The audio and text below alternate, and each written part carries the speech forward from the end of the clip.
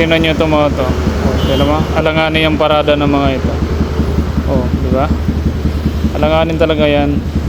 Pagka mayroong mga tarantado na driver, talagang sasadyain na sasagiin sila dyan.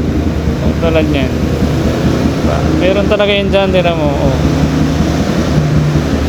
Oh. Siyempre maling-mali kayo dyan. O yan, oh. Tulad nito. Oh. Talaga sasagiin ka dyan, walang pakialam yan. Kasi nasa mali kayo mga paps. Oh. O pwesto kayo sa mga alanganing pwestuhan. Hilig nyo kasing pumiso dyan sa bungad eh.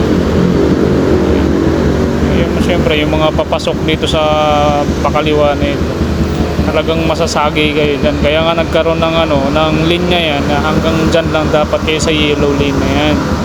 Huwag na kayo lumampas. Diba?